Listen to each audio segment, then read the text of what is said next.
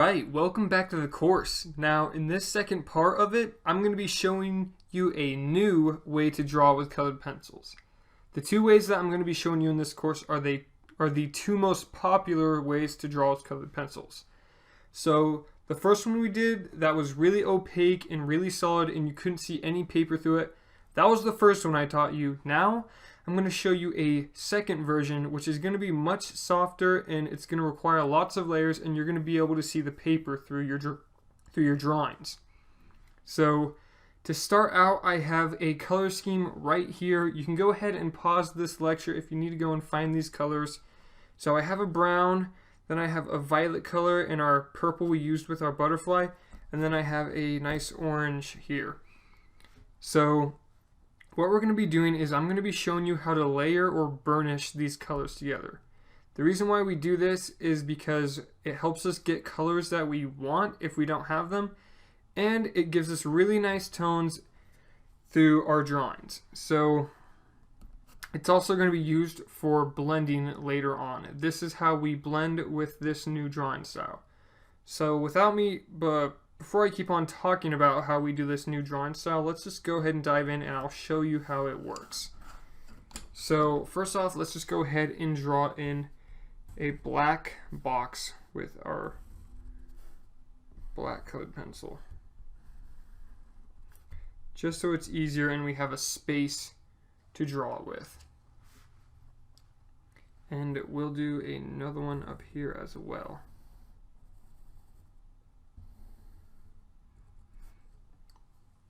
Alright, so we have two black boxes. Now, to start this blending process, what we want to do is find the darkest color we have and lay down a layer of that first. So this violet right here is going to be our darkest color. So what we're going to do is take our violet and we're going to add a thin layer of it all along this box. So we're not going to be pushing down super hard like we did before, just very lightly. We still want to be able to see the paper through, but we don't want to press too light so it's not dark enough. So go ahead and just fill in this box purple.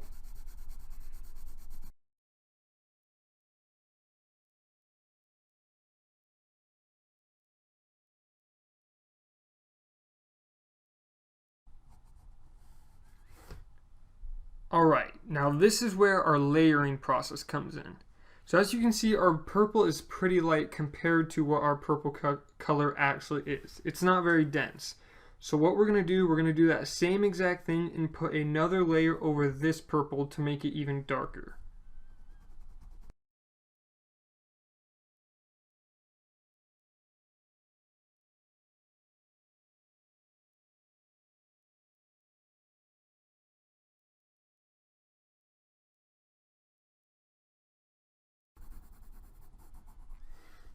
Okay, now our purple is a little darker now, so let's take our next darkest color, which is going to be our brown. It's more of a lighter brown, so make sure you choose a lighter brown and not a super dark one.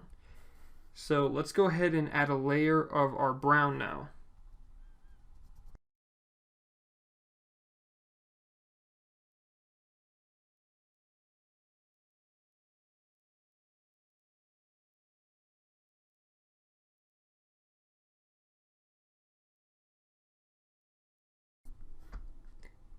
Okay, now this is where our color starts to come in a lot more.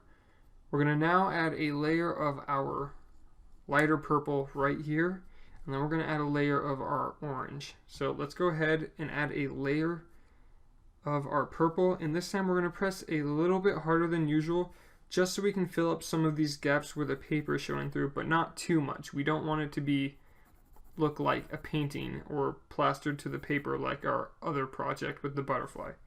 Just enough pressure to cover it up and make it look a little bit richer in color.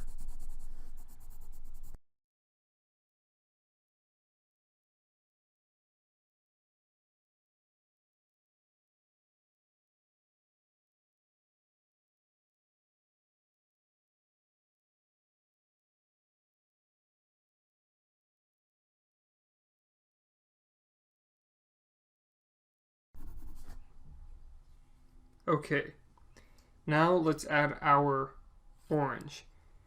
And we're going to press even harder with this because this is the lightest color. This is just going to finish it off and give a really nice warmth look to it.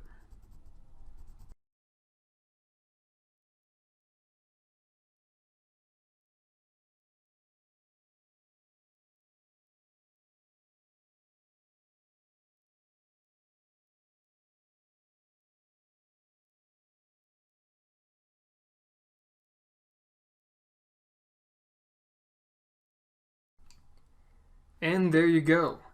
Now, I know it's not the most flattering thing to look at, but the point is understanding the layers of this process. You can see every color we layered down in there. There's the brown, the orange, and the purples. And it doesn't look that amazing either because it's not really blending into any other colors and it doesn't have any highlights or shadows mixed in with it. But once you do that in an actual art piece, it'll look so much better. So now what I want you guys to do to finish this assignment is move up to this top box that we drew. I want you to do your own color scheme and do your own there. And then you can take our yellow and we're just going to start with our yellow. So we're going to do a bar and our yellow is going to blend into this dark green at the end. So let's just start with our yellow and lightly lay it down.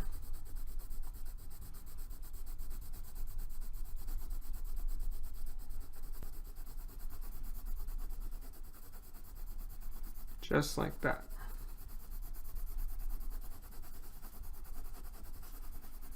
Okay, once we've done that, we're going to take our lightest green here and we're going to just do the same thing.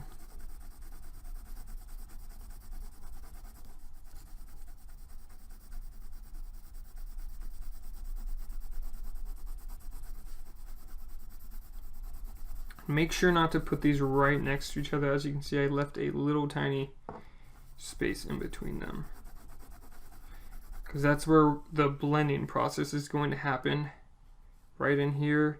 First, we're just going to lay down our colors so we know what order they go in.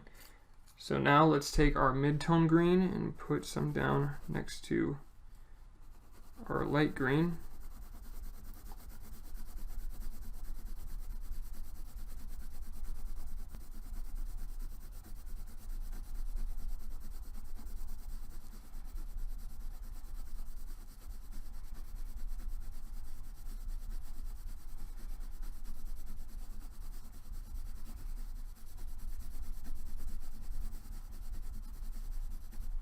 Okay, and now our darkest green.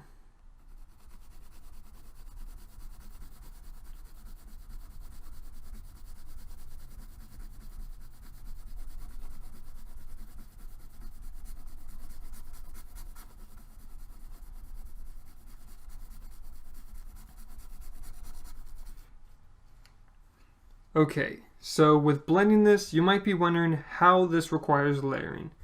So what we're going to do, we have our yellow down here, which is the lightest color. So we're going to take this little blend we did right here and we're going to bring our yellow all the way up to the darkest color. Since it's so light, it'll go into these other colors and won't affect it much. It'll actually just complement them, making them look brighter. So we're going to do that and then we're going to do the same with this color. We're going to bring them up all the way to this, but we're not going to take it back into the yellow. Do you see what we're doing here?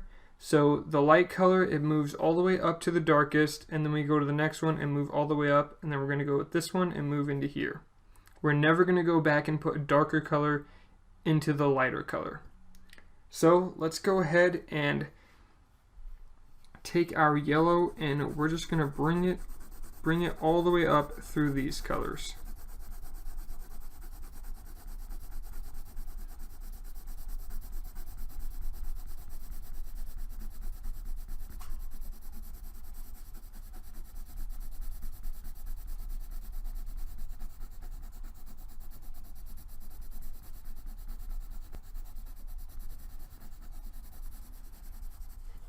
Okay, now let's do our light green, and we're going to pull our light green a little bit back in here and blend it into our yellow a little bit better. Just like that.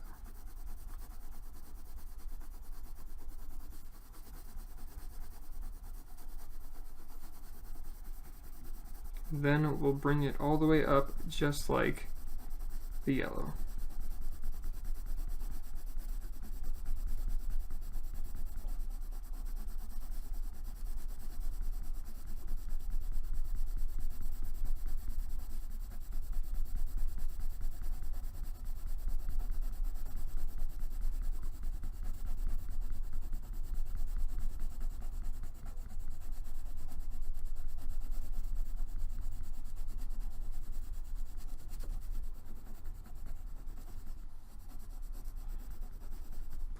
And there you go. Now let's take our mid-green and do the same thing. Let's bring it into this green a little bit and blend these two a little bit better.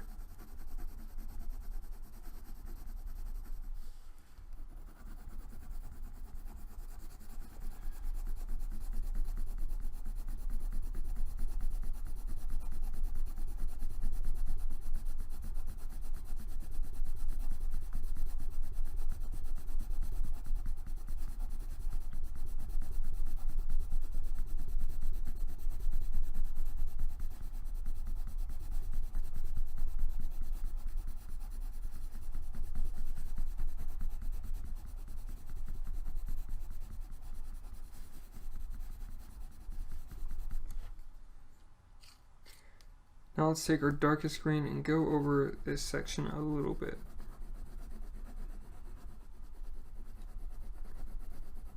We're going to blend it in to our other green.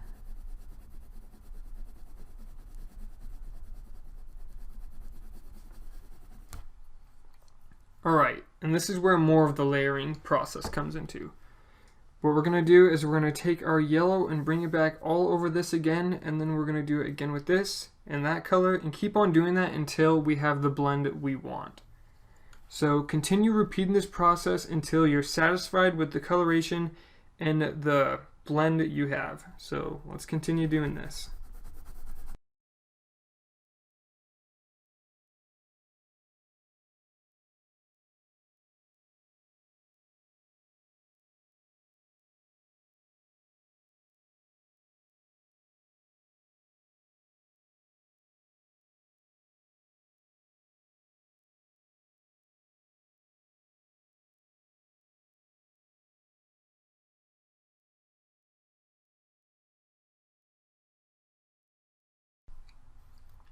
Okay, so once you've done that enough, you can now look at it and determine what color you think it needs a little bit more of. While I was doing that, I thought mine needed a little bit more yellow to make these colors look brighter, so I went ahead and added that. So go ahead now and look at your blend and see what it could use more of. If not, that's great. Let's move on.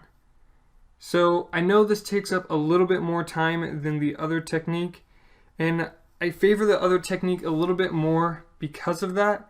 But if you do put in the time, you do turn out with some great results. So now that I've taught you how to blend with this new technique, if you want, you can go ahead and make some more of these with your own color schemes and then move on to the next lecture where I'm going to show you how to use highlights and shadows using this new technique and implement them into a piece of art like our butterfly.